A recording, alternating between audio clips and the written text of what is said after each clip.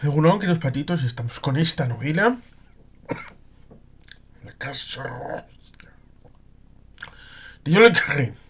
Un antiguo espía que convertido en novelista que luego casi todas las novelas de este John le Carré han sido adaptadas al cine, el cual ciertamente incluye a esta, que comentaremos mañana.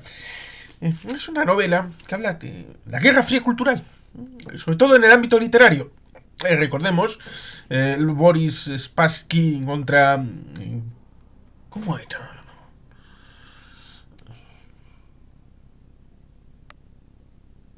Reykjavik, 1972. Ajedrez. Bobby Fischer contra Boris Spassky. Guerra cultural. La CIA contra el KGB. Por lo tanto, ahí tenemos un asunto bien interesante para tratar, pero evidentemente a través de lo que la novela y John le Carré nos propone, estableciendo ese diálogo a través de un asunto en el que hay una feria del libro en Moscú y nos encontramos con ese momento en el que tiene que estar no está y Katia aparece para darle un manuscrito a alguien que no es, y cuando vuelve a Reino Unido, esta persona se pone en contacto con las autoridades. Mal. Cuestión de fortuna, no fortuna. Ahí estaría el asunto de intríngulis. ¿Qué hubiera pasado si el autor hubiera podido contactar a través de Katia con el editor británico y hubiera salido el libro? Recordemos el final de Los 3 días del Cóndor, aquella de Robert Redford. Lo que pasa, cuando... sí, sucintamente igual hablamos en algún momento de esa película, pero el argumento es que hay una serie de traductores de libros y descubre cierta trama el señor Robert Redford en el piso que tienen, y finalmente lo que pasa respecto de descubrir a través de la prensa de la situación que está dentro de la agencia. Por tanto, ojo, cuidado con el tema de... Ya, pero si llegamos a ese estadio todo sería fantástico y maravilloso. ¡Ah! O tal vez no. Pero sí, el asunto estriba. Idealismo. Pensamiento revolucionario. Años 60. Estaríamos hablando tal vez de los 20 años antes, de los 20, 25 años antes de lo que eran jóvenes, eran idealistas, eran comprometidos con la verdad, con la paz universal. En un encuentro, en ese momento de distensión que hubo entre el 59 y el 64 respecto de Khrushchev. Nikita Sergeyevich Khrushchev, respecto del periodo de Glasnost y Perestroika, de Mikhail Sergeyevich Gorbachev, el patronímico. Une a Khrushchev con Gorbachev. La primavera dentro de la Unión Soviética, preconizando luego un periodo de largo y profundo invierno. Tal vez, como diría Chekhov, con palabras mucho más bonitas y literariamente ornamentadas. Ese momento, cuando transcurre la idea de 1989, no estaba prefigurado el hecho de que pudiera caer. Lo mismo que en 1918 no se preía que la guerra hubiera terminado en ese noviembre. El tema del armisticio estaba en pocas mentes. Incluso se establecía la idea de planes bélicos, sobre todo en el ámbito aliado. Bueno, la entente, pero inferimos aliados después de la Segunda Guerra Mundial como elemento retroactivo. Tenían planes, sobre todo británicos, franceses, estadounidenses, de combates en 1919 y en 1920. Por tanto, la prefiguración no es algo que se sepa sino después. Los mejores economistas son los que predicen el pasado. Te explican, esto falló aquí, esto falló allá, esto estuvo mal aquí, esto estuvo mal allá, y te hacen un diagnóstico perfecto de cómo fue la crisis de hace 50 años. Los historiadores pasan algo parecido, y la literatura va un poquito por libre, y en esta novela tenemos esa vicisitud. Encuentro, cumbre de británicos y soviéticos, en el que comienzan a hablar de cómo sería el mundo sin la Guerra Fría, sin la confrontación de bloques, cómo sería dejar volar la imaginación, de que igual, como dice el propio John le Carré, una de las citas que habla al inicio del propio libro, una de ellas es, se tiene que pensar como un héroe para comportarse como un ser humano simple y decente. Y en base a algo que dice supuestamente Dewey David Eisenhower, realmente yo creo que la gente desea tanto la paz que los gobiernos harían bien en quitarse de en medio un día de estos y dejarle que disfruten de ella. Evidentemente es un asunto bastante naif, en tanto cuanto evidentemente los intereses de la vida diaria que tienen la ciudadanía tiene bastante que ver con los intereses geopolíticos y geoestratégicos que los gobiernos lo hacen en nombre de ellos. Y por lo tanto resulta paradójico que no se establezca la conexión respecto de todas las cosas que se supone que son lejanas con el día a día y con todas estas vicisitudes. Pero ciertamente vemos esa situación doble, bipolar, en las relaciones respecto de Katia Goethe, que es el sobrenombre respecto del tema de autor Pájaro Azul, en la parte soviética, en el ámbito de el señor Blair. Resulta curioso, 8 añitos después sería primer ministro un Blair en el Reino Unido. Pero bueno, eso es otra historia completamente distinta y no estamos aquí para referenciar al escritor, aquella película de 2010 que tiene relación con respecto de hurgar en el pasado de ese tal Blair con nombre supuesto, interpretado por Pierce Brosnan, porque tenemos un vídeo específico sobre eso. Evidentemente es algo curioso esa superposición respecto de la relación personal entre el editor británico y el escritor soviético, técnico, científico, cercano a proyectos secretos, que piensa que la mejor práctica que puede hacer es descubrir esos proyectos para Occidente y dejar desnudo al rey soviético. El rey va desnudo, no tenemos nada, no podemos amenazar a Occidente, no podemos destruir a Occidente. Se habían descolgado de la lucha por la informática. Hay un libro sobre soft war, Guerra Suave, que me costó encontrarlo, pero finalmente lo encontré, lo leí y tiene un vídeo específico en el canal, sobre todo por la visión doctrinal que tenía respecto a la informática, el Politburó y el Comité Central del Partido Comunista. Lo cual evidentemente deja muchas preguntas respecto de tecnología, de ciencia y de avances que en el caso de Estados Unidos confluyeron en la Guerra de las Galaxias y muchos otros elementos de los años 80 que pulieron el acelerador para tratar de hacer ver que era imposible que pudieran tener una evolución provechosa en esa contendencia con Occidente. Eso sí, hay un pequeño detalle. Cuba dependía exclusivamente de la Unión Soviética en los años 80, 70, 60... Sí. Pero el periodo especial se lo superaron. Eso sí, les vino de rechupete la revolución bolivariana y el hecho de que Caracas cayera del socialismo del siglo XXI en 1999. Otra cosa es el hecho de que la propia Venezuela acabó cayendo en una especie de periodo especial de 2013 a 2020 en el que se redujo a un 10% su Producto Interior Bruto. Y aún así el régimen perduró unos años más. Por tanto, ahí tenemos un asunto bien interesante, una destrucción económica. Siempre que no haya una contendencia, como había en la Guerra Fría, siempre que había una especie de detente y no una confrontación de peso máximo entre alguien que quiera exteriormente presionar duramente, por lo tanto era necesaria esa distensión. Por eso algunos, de línea dura, llamémosle conservadores, respecto del régimen soviético, aquellos que dieron el golpe en agosto del 91, pudieron ver en cierta medida una cierta idea bien interesante, no el asunto interno respecto a Glasnost, Perestroika, sino un mal menor respecto de la idea de una detente internacional como salvaguarda para tratar de ir trampeando unos años, como por ejemplo Rocketman hizo con Donald Trump. Rocketman jugó con Donald Trump, jugó con él, con ciertas reuniones internacionales como aquella en Hanoi y alguna más por el sudeste asiático para tratar de tantear e ir trampeando unos años para tratar de superar unas ciertas crisis de pecuniarias, alimenticias, que estaban dentro y trataban de superarlo con la construcción de nuevo armamento, tema nuclear, nuevos misiles de largo alcance, para tratar de volver a estar en una posición más ventajosa con respecto a Estados Unidos. Por lo tanto, ese periodo que Rocketman desde Corea del Norte lo hizo con Donald Trump, algunos de línea dura de los soviéticos en esa segunda mitad de los años 80 lo trataban de establecer respecto de Estados Unidos con la cobertura inesperada e inevitable de la situación de la perestroika y de la glasnost.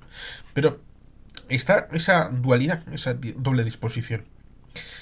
Y todo surgido del hecho de que, dado que la persona que tenía que recoger el libro no estaba en la Feria del Libro de Moscú, sino que estaba a su aire, un hippie, en el Reino Unido, el libro que quiere que se publique directamente para decirle al mundo, sobre todo al mundo británico, pero a partir del mundo británico al resto de Occidente, que no son una amenaza, que la Unión Soviética no tiene los dientes afilados, pues evidentemente ese traspaso a través de esa situación inicial con el asunto de entrar la inteligencia británica y a través de ella los primos americanos,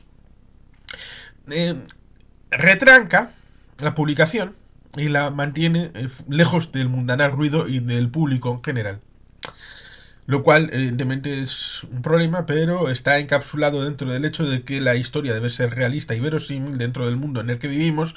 Y, evidentemente, en el mundo en el que vivimos, esa cosa no salió al público, sino se quedó reducida a, tal vez, juegos de espías, a lo Víctor Suvorov, estilo como él, que son agentes, como por ejemplo, luego Michael Bolsensky, que escribió, sí, un libro de la nomenclatura, Los privilegiados en la URSS, pero un elemento social, económico, político, y no entrar en el lleno de la situación militar, geopolítica y geoestratégica respecto de las amenazas desde la Unión Soviética respecto de Occidente de una hipotética guerra nuclear mundial.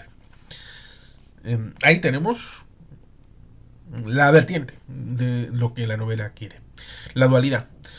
La relación personal en esos grupos idealistas en el ámbito de la Unión Soviética, en el mundo occidental, en el mundo del Reino Unido, visto como, bueno, el Reino Unido a fin de cuentas no son los Estados Unidos, son un país más o menos independiente en el ámbito del Atlántico, que tuvieron al señor Clement Attlee, después del señor Churchill, el plan Beveridge, se volvieron un poquito socialistoides, la nacionalización de las minas, la nacionalización de la banca, la nacionalización de los ferrocarriles, cosa que ahora la nacionalización de los ferrocarriles lo ha hecho Keir Starmer, el nuevo primer ministro laborista, lo ha puesto por boca del señor Carlos III, que da el discurso a nombre del gobierno de su majestad británica.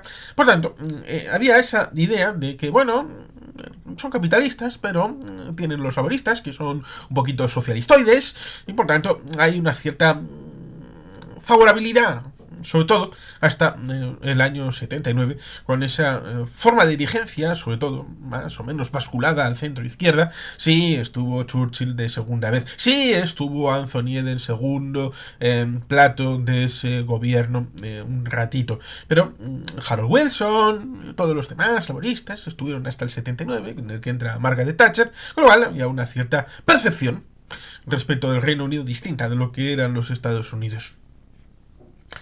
Y su vocación respecto de la belicosidad, y que evidentemente es algo parecido a lo que sucedió con Bush Jr.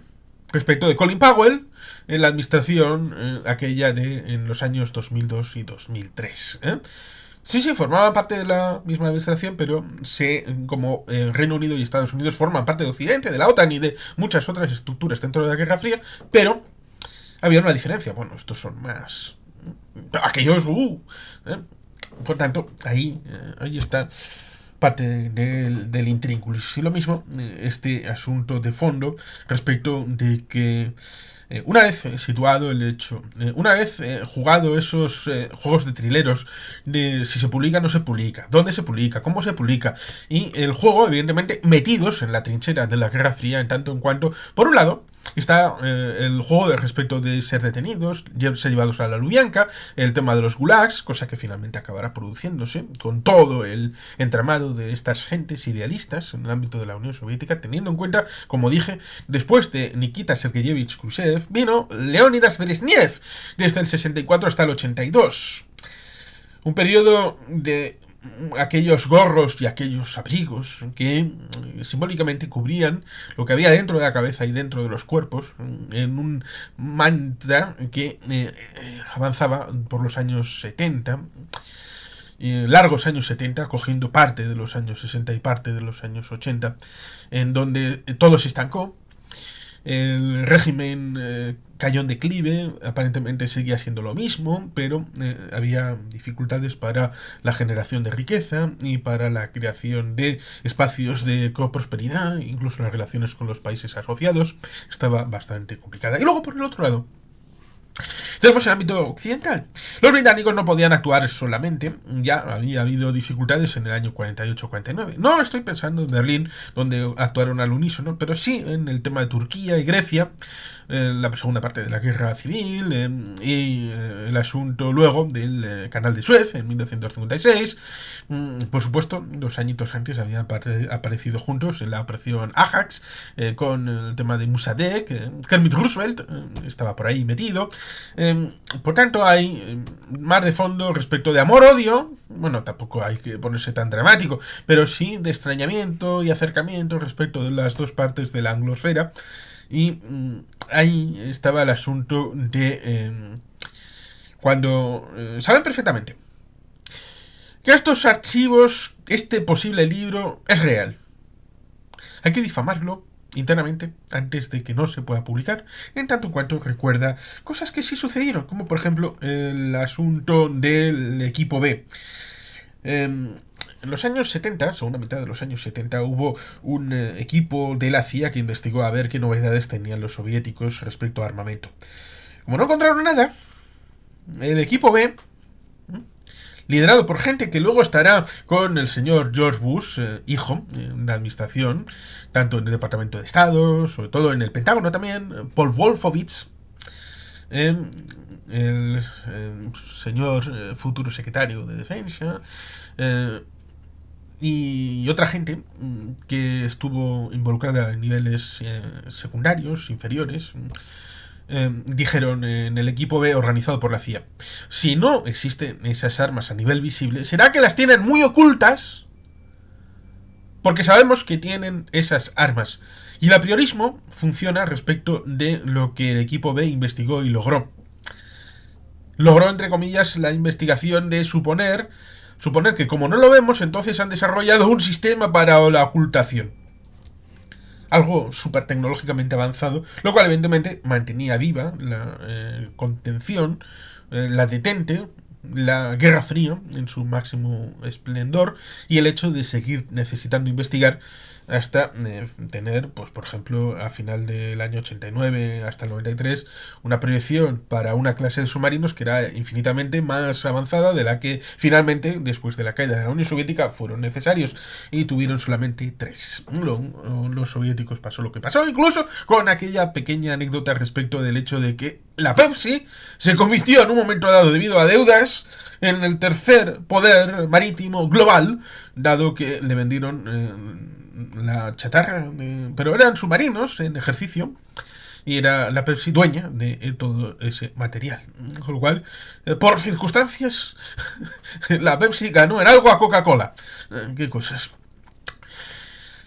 Es, por lo tanto, algo bien interesante, porque hunde raíces en nuestra realidad histórica, coge elementos que sí sucedieron respecto de esta dualidad de la lucha personal, el amor triangular de una ciudadana soviética, Katia, con el conveniente británico y con el conveniente soviético, que es la persona que evidentemente van Moscú, Leningrado, que si uno trae por aquí, que si ir por el parque, Gorky por allá, el espionaje a nivel personal. Y luego el espionaje a nivel ya global respecto de esto no puede salir, nos jode el chiringuito, nosotros tenemos un relato, estamos dependiendo del poder civil, pero nosotros también tenemos nuestra agenda, y por tanto ahí está esa dualidad de fondo respecto de no poder ese tapón para bueno, sí, pero no para publicar ese libro tan importante, científico, demostrativo de la incapacidad soviética, que se han quedado atrás, mucho más atrás. Ya lo comentábamos con el cosmonauta soviético respecto de Bondarenko, con una historia que habría sido bien interesante que se lo hubieran contado a los americanos, porque el Apolo 1, bueno, finalmente luego fue el Apolo 1 con aquellos 3 astronautas que fallecieron por una situación en la que la experiencia del asesinato en definitiva de Bondarenko por parte de las autoridades soviéticas en el mal uso de los materiales, evidentemente eso hubiera salvado la vida a los americanos. Pero la Guerra Fría era lo que era y estaban en el plan en el que estaban y fueron sacrificados en pos de una situación superior, que luego finalmente resulta curioso, hubo la acople Soyuz con la nave americana en el espacio en esa segunda mitad de los años 70, el tema de distensión, sobre todo cuando el tema del Apolo 17 fue el último en lanzarse y el Apolo 18 solamente quedó para películas de ciencia alternativa, ciencia ficción alternativa. Por tanto, ahí está la multidimensionalidad de la situación dentro del marco de la Guerra Fría y la idea y noción de que por muy idealistas que uno pueda ser, siempre hay ese elemento de fondo de los elementos contendientes que pueden sujetar y embridar a las partes. Aquí se definen como el KGB y la CIA, y en medio están los británicos, el MI6, pero también la ausencia de la explicación de cómo en realidad hay unas ideas de fondo que sostienen y embridan el sistema político y que éstas necesitan de unas directrices políticas que se van configurando y que todo esto tiene relación con el modo de vida de cada uno y de cómo establecen esa relación con aquellos que suministran, a fin de cuentas, esas potencialidades. Y con la diferencia, evidentemente, de la calidad de vida en los Estados Unidos y la calidad de vida que había en la Unión Soviética en los años 80. El libro, he de reconocer que en cierta medida es bastante anodino para mí, no tiene cierto punto. Seguramente sea algo para la gente de los años 80, a pesar de que yo nací en el 82 y tenía 7 años en el 89. Me resulta un libro que no he conectado con él y que en parte esta conceptualización está relacionada con el tema de tenemos un cierto conocimiento, en este caso desconocimiento a la hora del deshonor de decir que, ojo, cuidado, que no estamos tan avanzados como ustedes y por tanto tenemos una falla de seguridad que debe de resignificar el hecho de que ustedes no sigan presionándonos. Con lo cual vamos a bajar las grupas y vamos a desmontar el periodo de Guerra Fría con una distensión definitiva en donde el desarme lleve a algo distinto. Pero, ojo, cuidado. El arme y desarme, en el caso de Estados Unidos, no influye decisivamente en la vida diaria de los ciudadanos, toda vez que el armamento y tratar de igualar, en este caso hablamos de calidad respecto del informe que se establece como posible libro, se estableció la priorización, cosa que en la Rusia de Putin, la impotencia del poder de Ruslan Hasbulatov, publicado en 2014 en mayo en castellano, reproduce el mismo esquema. Por lo tanto, la Rusia eterna, ya sean cozares rojos, negros o blancos, ya prefigura una formulación de gobierno tradicional desde Alejandro III, Napoleón, desde la época actual, desde los soviéticos, con una visión geopolítica y geoestratégica que también hunde sus raíces en las infraestructuras. Están sacrificando ahora con respecto a Ucrania.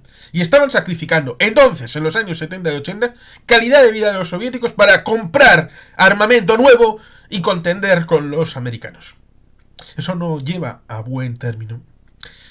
Y cuando se pudo ver en otros elementos que había elementos prefigurados con mayor armamento y mayor capacitación, tenemos, por ejemplo, Firefox, 1982, de mi año, o tenemos La caza del Octubre Rojo, de este año 1989. La idea de equilibrar, la idea de igualar para tratar de bajar escalones en la Guerra Fría y evitar, de alguna manera, que el mundo se fuera a la verga, como había la idea de posibilidad de todas estas circunstancias. Por tanto, de una manera u otra, estaba la idea de tratar de bajar escalones en la contención del otro, tratar de rehuir lo que había sido el discurso aquel del telegrama largo y el asunto de Fulton, 1946, de Churchill, el telón de acero y todo esto, para pasar a un mundo en el que hubiera algo distinto. Pero lo mismo que cuando hablamos de la religión y de la dificultad respecto de la alteridad y del reconocimiento del otro, evidentemente el sistema soviético por definición no podía ser amigo del capitalismo y solamente una traición al sistema propio del comunismo soviético solamente podía establecerse que un sistema distinto, como era, a pesar de que, ojo, cuidado, no estoy diciendo que funcionara o no funcionara, porque no funcionaba por el tema del sistema de precios, hasta el punto de que en un momento dado dijeron, en algún momento cuando la revolución mundial triunfe, vamos a dejar que Nueva Zelanda siga siendo capitalista para que marque los precios para el resto del mundo. Hasta el punto de que dicen que cuando los soviéticos en los años 60 y 70 necesitaban saber cuánto costaban realmente las cosas, cogían un catálogo de precios cogido por espionaje en Nueva York para saber una comparativa de los precios, un marco de referencia, porque en la Unión Soviética estos sistemas no funcionaban y por lo tanto cualquier posibilidad de estadística surgida de la Unión Soviética es fake news, es falso. Son estadísticas falsas porque no tienen base, no tienen realismo. Es mentira, todo es mentira en la Unión Soviética. Por eso, era imposible. Conceptualmente era imposible una solidaridad internacional, no cambiando nada, con un sistema político y económico basado en el ámbito soviético, con el resto del mundo capitalista, por definición, siempre y cuando seguiría siendo un sistema comunista en lo económico y en lo político. Por eso, el tema de China ha sido distinto. Porque eliminaron el comunismo soviético en el ámbito económico y mantuvieron un control político al que siguen manteniendo el nombre oficial de comunismo, pero ya no lo es. Es un sistema tradicional confuciano de los típicos de la China atávica, bajo, sí, el manto del nombre, la bandera roja, los símbolos, pero es algo distinto. Ahí estaría la diferencia. Y bueno, ciertamente, aquí está el libro. Mañana hablaremos de la película de La Casa Rusia de John le Carré. Y sin más, que los patitos, es que ricasco, agur, berobat, Betty Helpien.